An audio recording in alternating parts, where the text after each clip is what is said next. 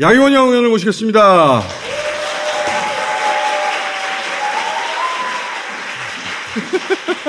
자, 후보 때 나오시고 처음 나오신 것 같다. 그죠? 네. 2년 만에 처음 모셨는데 오늘 모신 이유가 뭐냐? 최고위원 출마자 8인 가능성이 낮은 순으로 모시고 있거든요. 네. 바람과 해를 담은 정치, 네, 더불어민주당 국회의원 양이원영 인사드립니다. 반갑습니다.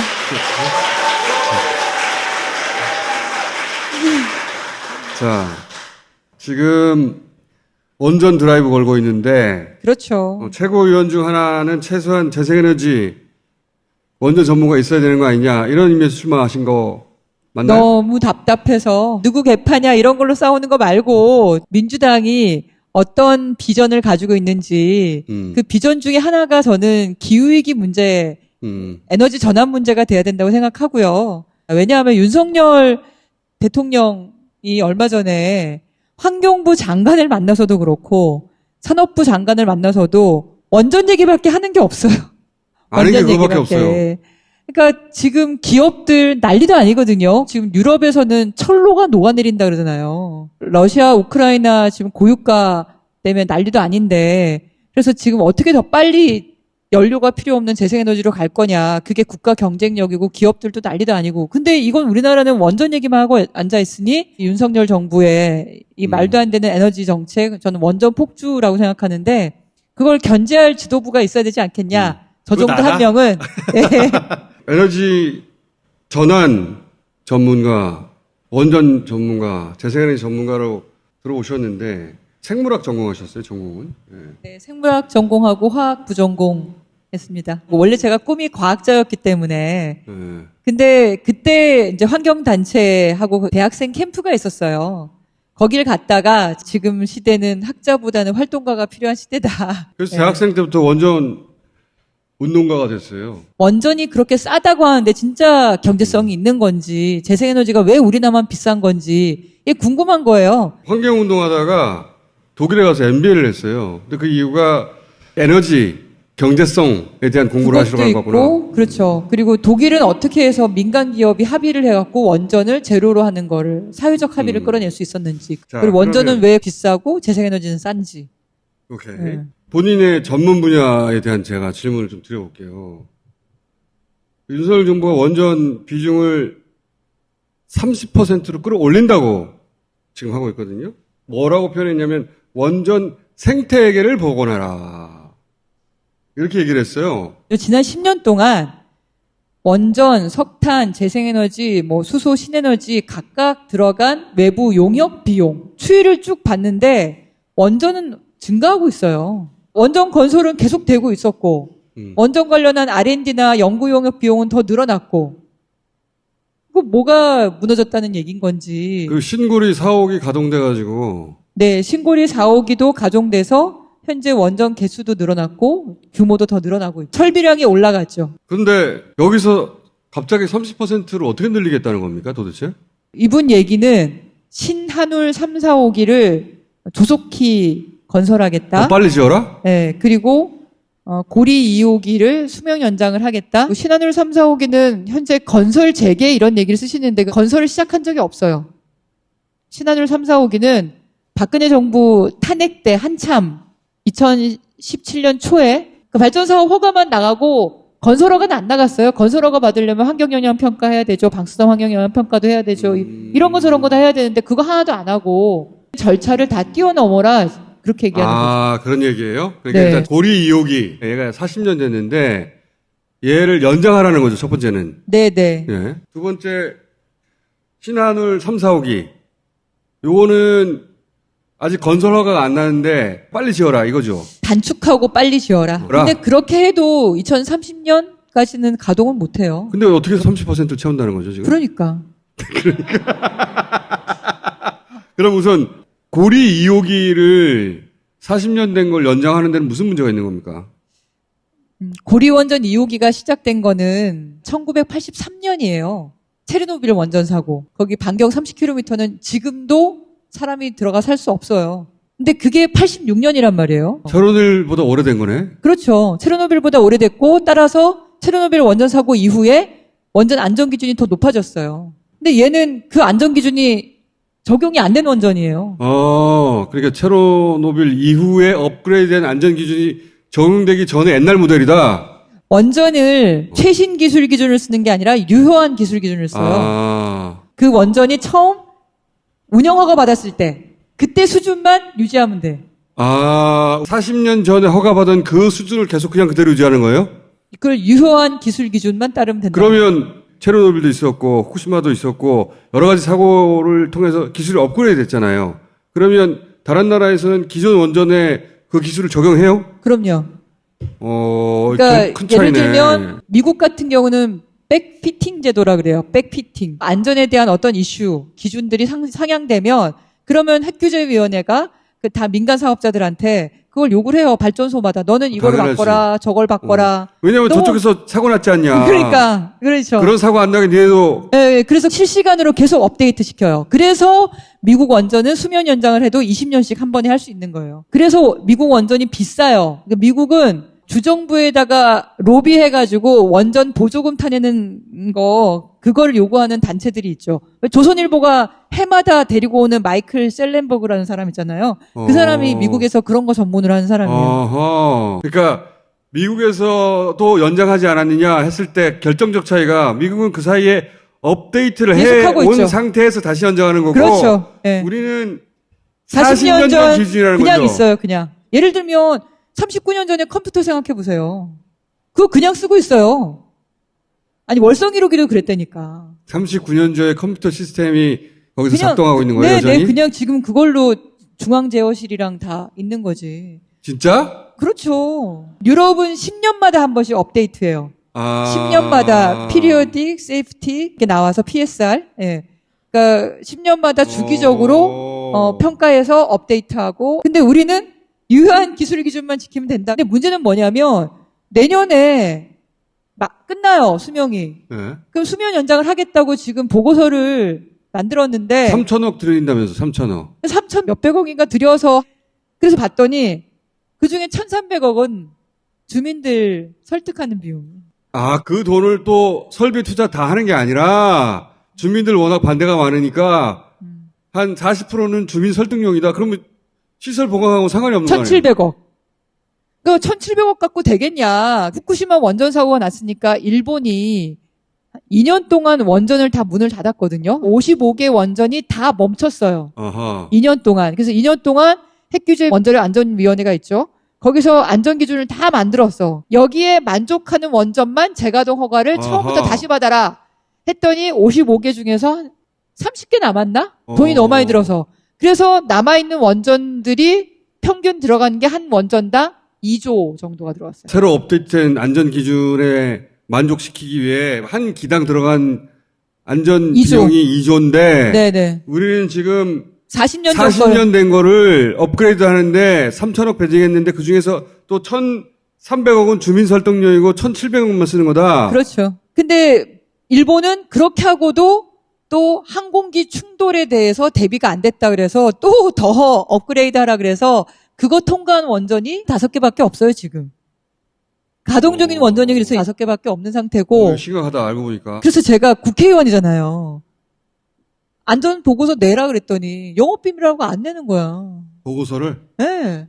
아니 그게 미국이나 이런 나라들은 다 그냥 온라인에 다 떠 있어요. 심지어 규제기관과 사업자가 오간 공문, 자기들이 주장하는 안전성 보고서의 뭐 원본, 연구 용역 이런 거 다 올라가 있거든. 당연하지. 공공이 알아야지. 그렇죠. 원전이 내가 안전한 곳에 살고 있는지는 정확하게 알아야죠. 그렇죠. 근데 그거를 국회의원한테도 제출을 안 하니. 우리나라에서는.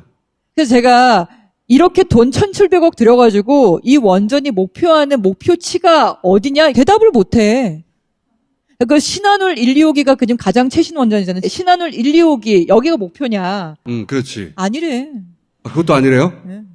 답을 못하는 거예요. 그러면 보고서를 내라고. 근데 제출을 못하겠대. 고리 2호기를 1,700억을 들여서 어느 정도 안전을 담보하려고 하는 것이냐. 신한울 1호기 정도 기준은 되느냐. 지금 짓고 있는. 그렇죠. 근데 거기에 대해서 아니다. 더 미치란 얘기죠. 근데 어쨌든 안전성 보고서 자체를 제출을 안 하니까. 그래서 지금 그래서 윤석열 대통령이 지난번에 그 공무원들이 안전을 기준으로 생각하지 말라. 아니 그러니까. 그 말이구나. 그래서 내가 기가 막혀가지고 아니 원전을 야, 가동하는데 안전을 생각 안 하면 도대체 뭘 생각하는데요? 그 말이 네? 그래서 나온 거구나. 우리나라가 전 세계에서 원전 밀집도가 제일 높아요. 그리고 원전 주변에 사람이 지금 제일 많이 살아요. 미국이 2019년 자료인데 네, 99기에서 92기로 지금 줄어들었어요. 줄어들었고. 러시아는 37개, 중국은 55개, 프랑스 55개? 56개로 줄어들었는데 우리는 25개가 됐죠, 이제. 땅 좀 보세요. 땅 밀집도라는 크기. 거는 단위 면적당 원전이 얼마나 있냐예요. 그러면 사고 나면 후쿠시마는 50km까지 오염됐거든요. 사람들이 출입을 못했다고. 우리는 한 곳에 원전이 10개가 있잖아요. 그러니까 전체 국토 면적으로 봤을 때도 가장 밀집이 많이 되어 있고, 그리고 한 곳에 원전이 몰려 있으니까 10개 원전 중에 어느 하나만 사고 났을 때 다른 나머지 원전의 직원들이 거기에 갈 수가 없지. 반경 30km 안에 뭐 부산, 울산 다 들어가니까 기본 380만 명, 110만 명, 뭐 울진, 영광은 그 옆에가 바로 광주인데 뭐. 다 하면 우리나라 전체 인구의 한 10%가 한 500만 명이 들어가요. 500만 명. 그러면. 그러면은 안전을 최우선으로 하는 게 맞는 거 아닌가요? 그렇지. 네? 나는 그 말이 왜 나왔나 했어요. 그러니까 이거 고리 2호기에 대해서 비용이 더 필요하고 안전을 담보하려면 그 얘기 나오니까 그거 생각하지 말고 빨리 지어라 이거네. 그리고 고리 2호기를 박근혜 정부 때도 안전성 평가하고 설비 개선하고 3년 이상을 멈춰 있었거든. 윤석열 때는 지금 바로 지금 가동하라는 당장 거야. 해라. 당장 하라 이거죠. 안전 중심으로 생각하지 마. 그렇게 해서 나온 말이구나. 그렇게 얘기한 거죠. 그런데 최근에 이제 EU에서 텍스노미에 원전을 포함하지 않았냐. 그러면서 환경부도 우리도 K 텍스노미에 원전을 포함시키겠다. 근데 일단 텍스노미에 유럽에서는 포함시키면서 조건을 2개 걸었잖아요. 3개로 늘었어요. 네. 하나는 핵 배기장, 또 하나는 사고 저항성 원료. 원료가 아니라 연료.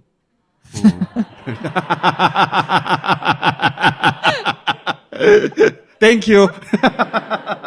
자, 세 번째가 신설됐어요? 최신 기술 기준. 이걸 듣고 전문가들은 원전 하지 말라는 얘기네 라고 받아들일 정도라고 하는데 이 텍소노미라는 게 왜 생겼냐면 원전이든 재생에너지든 금융 투자를 받는 게 중요하죠. 예. 자기 돈으로 다 못하니까. 근데 동구유럽에 석탄 비중이 높은 나라가 있어요. 폴란드, 헝가리, 체코. 이런 나라에서 원전을 해볼까 이러고 있는 거예요. 그러면 돈을 꿔야 될 거 아니에요. 예. 근데 이게 친환경이라고 하면 돈 투자 금융을 받을 수 있는 거예요. 그렇지. 그래서- 그러면 프랑스에 있는 회사들이 가서 할 수 있죠. 그걸 따올 수 있는 거지. 그래서 네네. 프랑스는 그걸 하고 싶어 하는 거지. 그렇죠. 예. 그래서 그걸 넣어달라고 압박을 해갖고 넣었어. 넣었는데 뚜껑을 딱 열어보니까 첫 번째 2050년까지 핵폐기장을 운영하는 거를 지금 계획을 써서 그 진행을 해라. 핵 폐기장을 만든다는 게 그렇게 어려운 일이에요? 전 세계 지금 33개 국가가 원전을 가지고 있거나 그 나라 중에 단 한 나라 핀란드만 핵폐기장을 건설을 지금 하고 있어요. 그게 조건이 까다롭습니까? 왜냐하면 그 방사능이라는 게 안정한 물질로 바뀌어 가는데 반감기가 있는데 10만 년 10만 최소한. 년. 여러분 후쿠시마 원전 사고 났을 때 사람들이 아직도 그 안에 어떻게 되는지 모르는 거 아시죠? 못 들어갔어 아직도. 아직 못 들어갔죠. 로봇도 못 들어가. 로봇가 한 번 들어갔는데 방사선이 워낙 강력해가지고 들어가서 사진 몇 장 찍고 망가졌어요. 로봇가. 지금도 그래요. 그래서 생태계랑 격리시켜야 되는데 10만 년 동안 꼼짝 안 하고 있는 땅이 있어야 되는 거죠. 그러려면 10만 년, 100만 년 전에도 전혀 움직이지 않았던 단층 하나 없는 깨끗한 땅을 안반을 찾아내야 되고 그러니까 한 덩어리 큰 안반. 엄청 큰 안반. 그래서 10만 년 지나도 이건 그대로 유지될 것이다 싶은 지형을 찾아내야 되는 거네요. 그렇죠. 10만 년 동안 끄떡없는 금속이 어딨어. 그러니까 당연히 새어 나오겠죠. 새어 나오면 그래도 바깥에 암벽이라도 막아주고 있어라. 그러니까 우선 그런 지형을 찾아내는 게 쉽지 않은 일이고 그리고 그렇다 하더라도 그 땅을 이미 사람들이 살고 있을 거 아니에요. 그렇지, 그 위에서. 그럼 그 지역 주민들을 설득을 해야지. 주민 투표도 하고 설명회도 하고. 핀란드는 그 땅 찾는데 30년 걸렸어요. 그 땅을 찾아내는데. 근데 핀란드가 원전은 4개밖에 없는 나라예요. 그리고 4개밖에 없는데 우리나라보다 엄청 크잖아, 땅덩어리에다가. 우리나라 땅의 3배. 그리고 인구는 우리의 10분의 1, 500만 명밖에 안 살고. 미국도 엄청 넓잖아요. 네. 여러분 왜 서부 영화 나오는 데 그러니까. 먼지 풀풀 날리는 네바다주. 거기도 원래 한다 그랬거든요. 근데 무슨 논란이 있었냐면 첫 번째 논란은 만년 전에 물이 흘렀던 흔적이 보인다. 라고 하고 두 번째는 여기가 인디언 보호구역으로 몇백 명 안 살아요. 그래서 그게 오바마 때 취소시켰어요. 그래서 미국도 해픽이 없어요. 저렇게 땅덩이 넓은데 없어. 아무데도 없어. 아무데도. 못 찾아내는구나. 그런 적합한. 그렇죠. 그런데 그거를 2050년까지 다 건설해서 운영하는 계획까지 내라 그러니 그게 되겠어요? 우리나라는 못 찾겠네. 우리나라는 2017년에 왜 기억나세요? 경주 지진 일어난 거? 그때 화들짝 놀란 거예요. 동일본 대지진이 워낙 큰 지진이어가지고요. 그게 우리 한반도의 땅의 힘도 바꿔놨어요. 그래서 지질 조사를 2017년 경주 지진 일어나고 나서야 시작했다. 시작을 한 거예요. 지질학자분들 제가 여러 분을 만났는데 다들 고개 흔드셔. 없다고? 어떻게 해? 그래서 뭐 북한 분들께 죄송한 얘기지만 차라리 통일돼서 개마고원을 조사해보면 어떨까 뭐 이런 얘기를 하시는 분도 계시고 자. 이게 쉽지가 않고 그게 첫 번째고 네, 두 번째는 거, 사고 저항성 해결료. 사고가 일어나지 않도록 하는 해결료. 그러니까 원전 사고는 뭐가 문제냐면 냉각을 못 시켜서. 그렇지. 예. 이게 핵분열이 일어나면 엄청 뜨거워져요. 수천 도까지 올라가요. 그래서 냉각수를 계속 돌려야 돼요. 전기가 끊기면 사고 나는 거죠. 그렇죠. 후쿠시마 때 끊겼는데 그리고 그러면 비상발전이 돌아가는데 거기 물이 들어가가지고 그렇죠. 녹아버린 거죠. 그렇죠. 지진이 일어나면 배관이 깨지잖아요. 그럼 어. 뜨거운 열 때문에 물이 다 증발돼 버려. 증발되면서 얘가 녹아내리는 거예요. 근데 이게 이렇게 녹아내리지 않도록 하는 해결료를 만들어야 돼요. 멜트 다운이 사고 나왔다. 저항성 해결료인데 네. 또 이제 우리 원자력 하시는 분들이 이거 이렇게 말해도 되나? 뻥이 좀 심해가지고 뻥이 좀 심해가지고 2025년이면 만들 수 있다고 큰 만들 소리 수 있다. 치시는데 그게 두 번째 조건. 그리고 세 번째는 최신 기술 기준을 맞춰라. 러시아, 중국, 미국, 프랑스 얘네가 이제 다 제조 국가들이거든요. 얘네보다 우리가 한 단계 아래예요.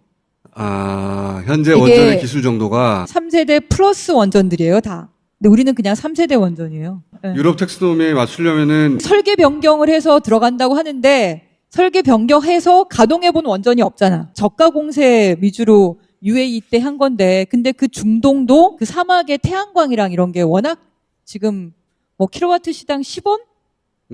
이렇게 들어가요. 그러니 거의 공짜잖아요. 그러니 원전 더 하려고 안 그러죠. UAE도 처음에는 원전에다가 올인하려고 했다가 더 한다 그랬잖아요. 재생에너지가 그렇죠. 워낙 싸니까. 가격이 역전됐다면서 이제. 지금은 재생에너지가 훨씬 싸죠. 근데 재생에너지가 우리가 어느 정도냐? 이게 점유율이 네. 주요 국가들 중에 꼴찌예요, 현재. 저것도 꼴찌. 문재인 정부 들어와서 저만큼 올라간 거예요. 문재인 원래 정부에서 2%였어요. 2%. 그렇지. 문재인 정부에서 이걸 3배로 올린 거죠, 3배로. 3배 정도로 올렸어요. 그래도 꼴찌예요. 근데 이거 안 하고 원전으로 간다는 거 아니야. 이게 문제가 경제 문제예요. 벽을 쳐요.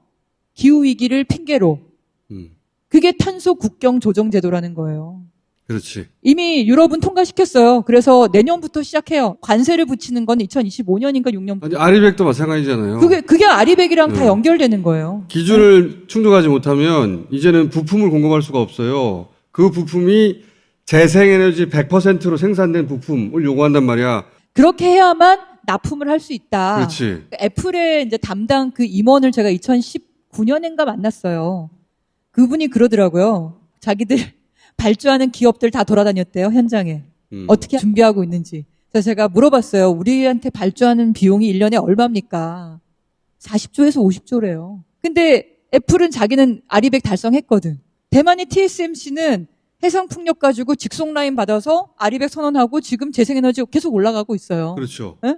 그럼 우리는 어떻게 할 거야? 삼성전자나 SK 하이닉스는. 원전은 아리백 안 들어가. 그러니까 이게 민간에서도 벽을 치기 시작했고 그리고 나라에서도 벽을 치고 있어요. 의원님, 자 그러면 본인의 출마의 변을 하시고 민주당이 개혁정당이에요. 개혁정당의 그 본성을 좀 찾았으면 좋겠어요. 윤석열 정부 보세요. 얼마나 무지하고 태만한지 제일 화가 나는 게 게을러. 그러면서 왜 대통령 하려고 그래? 그 일 하기 싫으면서 놀 거면은 그냥 둘이서 놀으라 그래. 왜 대통령이 돼서 놀려고 그래? 난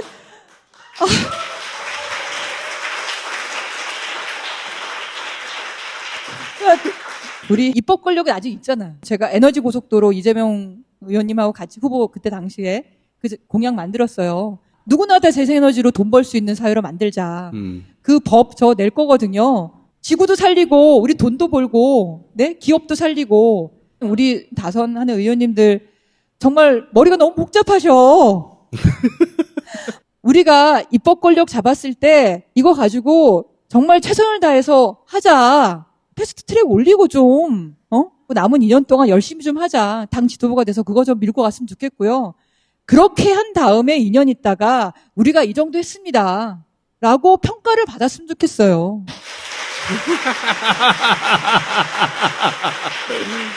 자, 한국 사회에 사실 이 문제 하는 사람 몇 명 안 됐거든요. 일벌레 같은 저의 저력이 있습니다.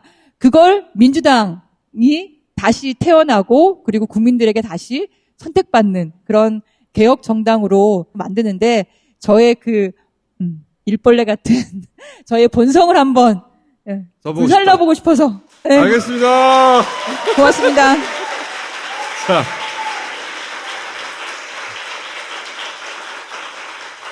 의원님 오늘 여기까지 하고요. 8명 안에 들어가시면은 1번으로 모실게요. 감사합니다. 제가 꼴찌란 얘기를 들어가지고. 꼴찌란 제가 비례대표거든요. 비례대표는 조직이 없잖아요. 아니 그래서 모신 거예요. 이재명 의원한테 좀 같이 좀 하자 그랬더니 이재명 의원 이렇게 보고 나온 분들이 많아가지고 어느 한 명 하기 어렵다고 그 당대표 그 나오실 때 사진을 하나 올려주셨어요. 그래서 내가 너무 감사하더라고. 이쪽에 박찬대 의원, 제가 옆에 있는데 그 3명 딱 찍힌 사진을 올려주신 거예요. 그래서 네, 감사합니다. 그랬죠.